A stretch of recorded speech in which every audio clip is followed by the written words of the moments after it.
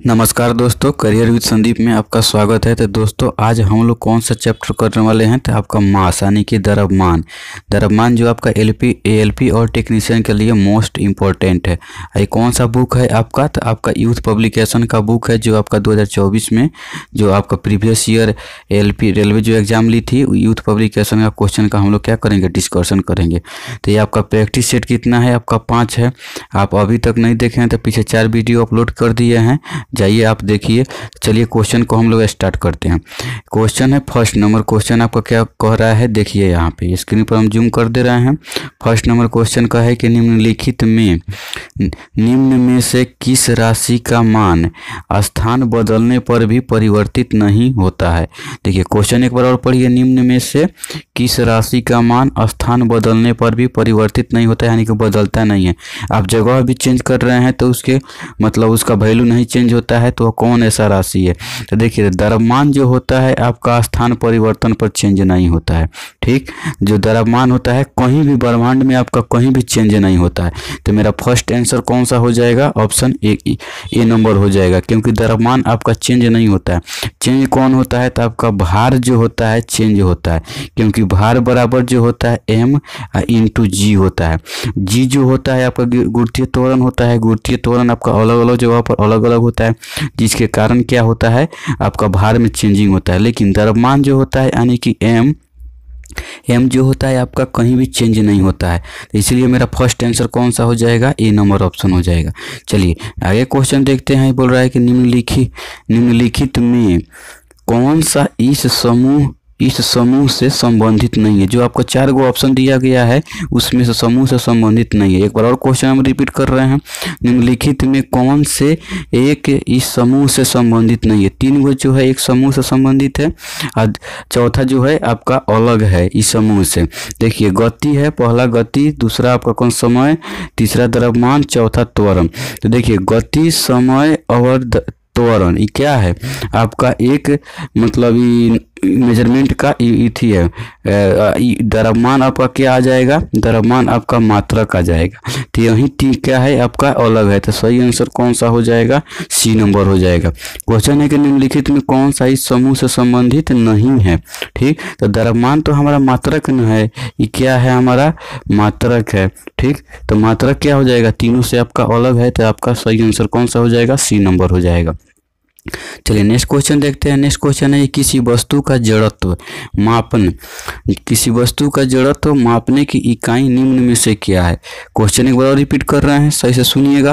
Question है कि किसी वस्तु का जड़त्व जिसको इनर्शिया बोलते हैं, मापने की इकाई निम्न में से क्या है। तो जड़त्व मापने के जड़त्व बराबर क्या होता है, इनर्शिया आई बराबर क्या होता है m आर का स्क्वायर, यानी कि आर क्या है, एम का है द्रव्यमान है, आर क्या है बीच की दूरी। तो होता है जड़त्व मापने की इकाई क्या है, तो जड़त्व मापने की देखिए इसमें आपका क्या आ रहा है तो द्रव्यमान आ रहा है। ठीक, यानी कि मास आ रहा है। तो सही आंसर आपका कौन सा हो जाएगा, ऑप्शन ए नंबर हो जाएगा। यानी कि जड़त्व मापने की इकाई क्या है तो आपका द्रव्यमान है। सही आंसर मेरा ए नंबर ऑप्शन हो जाएगा। जड़त्व बराबर क्या होता है, द्रव्यमान गुने त्रिज्या का स्क्वायर, यानी कि आई बराबर एम आर स्क्वायर। चलिए नेक्स्ट क्वेश्चन देखते हैं। बोल रहा है कि किसी वस्तु के द्रव्यमान का मापन, किसी वस्तु का द्रव्यमान का मापन किसका मापन होता है। देखिए किसी वस्तु का जो आपका द्रव्यमान बराबर क्या होता है, आई बराबर क्या हो जाएगा एम आर का स्क्वायर। तो द्रव्यमान का जो आपका मापन है जड़त्व का मापन हो जाएगा। तो मेरा सही आंसर कौन सा हो जाएगा, ऑप्शन बी नंबर हो जाएगा। चलिए नेक्स्ट क्वेश्चन देखते हैं। नेक्स्ट क्वेश्चन है कि वस्तु के जड़त्व को निम्न में से किस में मापते हैं। क्वेश्चन है कि वस्तु के जड़त्व को निम्न में से किस में मापते हैं। तो जड़त्व बराबर क्या होता है आपका एम आर का स्क्वायर।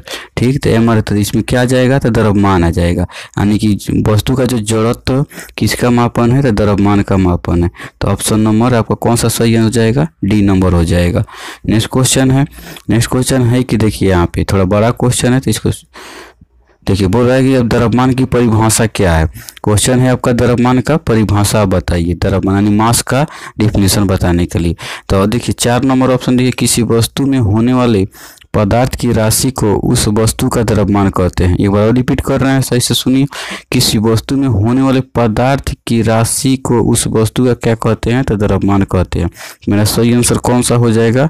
ऑप्शन नंबर डी, यानी कि 4 नंबर मेरा सही आंसर हो जाएगा। चलिए नेक्स्ट क्वेश्चन देखते हैं। बोल रहा है कि द्रव्यमान यानी कि द्रव्यमान बटा आयतन, ये किसका सूत्र है? देखिए द्रव्यमान बटा आयतन किसका सूत्र हो जाएगा? घनत्व। घनत्व बराबर क्या होता है? द्रव्यमान बटा आयतन, यानी कि डी। घनत्व को डेंसिटी डी का हो जाएगा एम, एम फॉर मास और वेलोसिटी, यानी डी बराबर हो जाता है एम बाई वी। तो घनत्व बराबर जो होता है द्रव्यमान बटा आयतन होता है। तो मेरा सही आंसर कौन सा हो जाएगा? ऑप्शन 1 नंबर हो जाएगा। अब देखिए मास बढ़ता है तो द्रव्यमान बढ़ता है, अगर वहीं आयतन बढ़ेगा यानी कि वॉल्यूम बढ़ेगा तो द्रव्यमान घट जाएगा। वॉल्यूम बढ़ेगा, अगर वहीं पूछ देता है आपका घनत्व और इथी में क्या रिलेशन बताने के लिए, तो घनत्व और आयतन में रिलेशन बना देते 1 बटा उल्टा होता है, यानी 1/v होता है।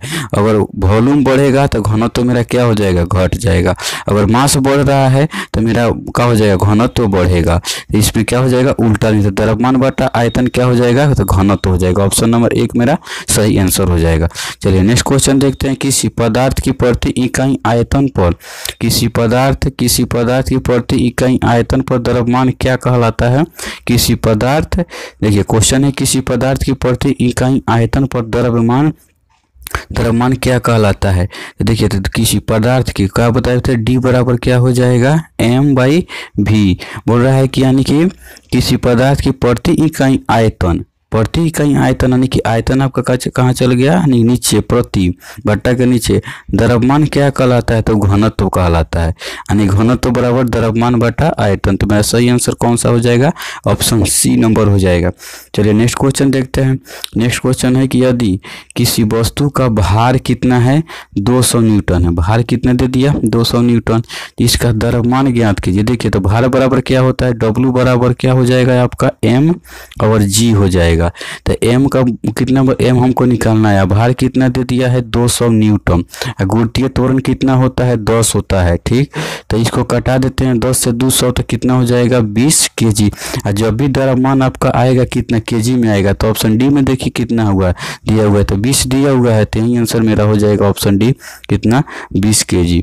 चलिए नेक्स्ट क्वेश्चन देखते हैं। नेक्स्ट क्वेश्चन है कि निम्नलिखित में से कौन त्वरण के मान को गुरुत्व के कारण प्रभावित नहीं होता है? क्वेश्चन सुनिए आपका, निम्न में से कौन से त्वरण के मान को गुरुत्व के कारण प्रभावित नहीं करता है? यानी कि जो आपका त्वरण के कारण जो गुरुत्वीय त्वरण हो रहा है उसके कारण प्रभावित नहीं होता है। इसका सही आंसर कौन सा हो जाएगा? ऑप्शन ए नंबर हो जाएगा, क्योंकि द्रव्यमान तो हमारा कोई चेंज नहीं होता है तो प्रभावित तो होगा ही नहीं। तो सही आंसर मेरा कौन सा हो जाएगा? ए नंबर हो जाएगा, यानी कि द्रव्यमान कहीं भी चेंज नहीं होता है। दोस्तों वीडियो अच्छा लग रहा है तो अपने दोस्तों के पास शेयर कीजिए, और लाइक, चैनल को सब्सक्राइब नहीं किए हैं तो सब्सक्राइब कीजिए और वीडियो को लाइक कीजिए। चलिए नेक्स्ट क्वेश्चन है कि यहाँ पे 450 न्यूटन भार वाली लड़की का द्रव्यमान कितना होगा? तो भार मेरा कितना दे दिया है? 450, यानी कि डब्लू दे दिया है 450 एम। द्रव्यमान पूछ रहा है एम, और गुरुत्वीय त्वरण कितना हो जाएगा? 10। तो 1 0 से कटा देंगे तो कितना मेरा आ जाएगा? 45 kg आ जाएगा। और द्रव्यमान जब भी होता है तो kg में होता है। तो देखिए तो यहाँ पे बी नंबर ऑप्शन में क्या हो जाएगा? 45 kg दिया हुआ है, तो मेरा सही आंसर कौन सा हो जाएगा? बी नंबर हो जाएगा। एक याद रखिएगा फॉर्मूला कौन सा होता है? डब्लू बराबर mg। ठीक, W बराबर mg, यानी भार बराबर होता है, यानी कि भार बराबर क्या हो जाएगा? द्रव्यमान गुने गुरुत्वीय त्वरण। ठीक, तो उसी के फॉर्मूला का यूज करके हम यहाँ पे सॉल्व किए हुए हैं। चलिए नेक्स्ट क्वेश्चन देखते हैं। नेक्स्ट क्वेश्चन है कि एक वस्तु का भार कितना दिया है? 980 न्यूटन दिया है, यदि गुरुत्वीय त्वरण 9.8 मीटर प्रति सेकेंड स्क्वायर है तो उसका क्या करना है? द्रव्यमान निकालना है। तो W बराबर क्या लगा देंगे? W बराबर mg। तो mg यहाँ पे W बराबर 980, W बराबर क्या दे दिया? 980। हमको क्या निकालना है? द्रव्यमान। तो m को रख देंगे वैसा ही, यहाँ पे लिख देंगे g की जगह पर 9.8। ठीक, तो दशमलव उड़ाएंगे तो नीचे आ जाएगा 0। इसको कटा देते 980 से, 98 को 980 से कटा देंगे तो 10 हो जाएगा, इधर गुना हो जाएगा तो 100। तो हमारा 100 द्रव्यमान आ जाएगा आंसर। ठीक, तो आप सोल्व करके देखिएगा, आपका आ जाएगा। कौन सा फॉर्मूला लगाना है? W बराबर mg। कौन सा फॉर्मूला? सही से सुनिए, W बराबर mg। W बराबर mg, यहाँ लिख देते हैं W बराबर m इंटू जी। ठीक, m फॉर मास हो गया, W फॉर वेट हो गया, G फॉर क्या हो गया, गुरुत्वीय त्वरण। तो सही आंसर मेरा क्या हो जाएगा, ऑप्शन ए नंबर हो जाएगा। चलिए नेक्स्ट क्वेश्चन देखते हैं। नेक्स्ट क्वेश्चन है किसी ऑब्जेक्ट का डॉट डॉट नियत है तो और स्थान बदलने पर नहीं बदलता है। सही से सुनिए क्वेश्चन, किसी वस्तु, किसी ऑब्जेक्ट का, यानी ऑब्जेक्ट वस्तु होती है, डॉट डॉट नियत है और स्थान बदलने पर भी नहीं बदलता है। तो ये पहले ही बताए हैं कि क्या होता है, द्रव्यमान जो होता है आपका स्थान बदलने पर नहीं बदलता है। तो सही आंसर कौन सा हो जाएगा मेरा, बी नंबर ऑप्शन जो आपको द्रव्यमान दिया है, तो यानी कि बी नंबर मेरा क्या हो जाएगा, सही आंसर हो जाएगा।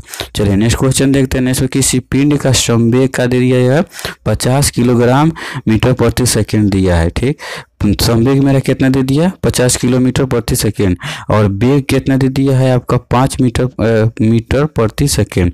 तो पिंड का द्रव्यमान, तो देखिए तो संवेग बराबर क्या होता है, p बराबर जो होता है मोमेंटम बराबर mv।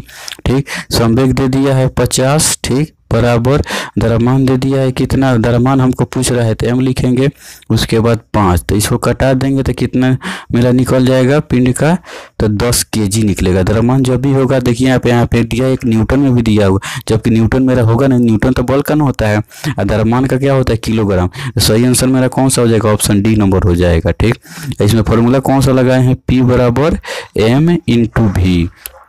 तो सही से आप फार्मूला का यूज कीजिएगा, तो सही से आंसर देख कर चूज कीजिएगा, नहीं तो एक जगह न्यूटन भी दिया है, एक जगह केजी भी दिया है। तो द्रव्यमान जब भी होता है तो केजी में होता है, तो मेरा सही आंसर कौन सा हो जाएगा, 10 kg वाला।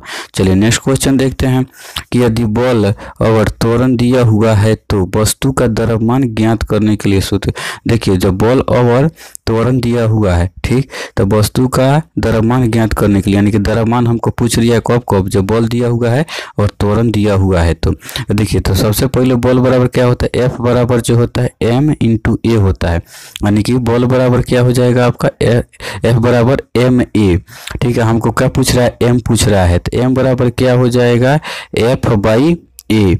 ऑप्शन नंबर कौन सा हो जाएगा, बी हो जाएगा। ठीक, ऑप्शन मेरा कौन सा बी हो जाएगा। हाँ, कौन सा फॉर्मूला यूज किए हैं, तो बल वाला F बराबर ma यूज किए हैं। सही आंसर कौन सा हो जाएगा, बी नंबर हो जाएगा। चलिए नेक्स्ट क्वेश्चन देखते हैं। Next question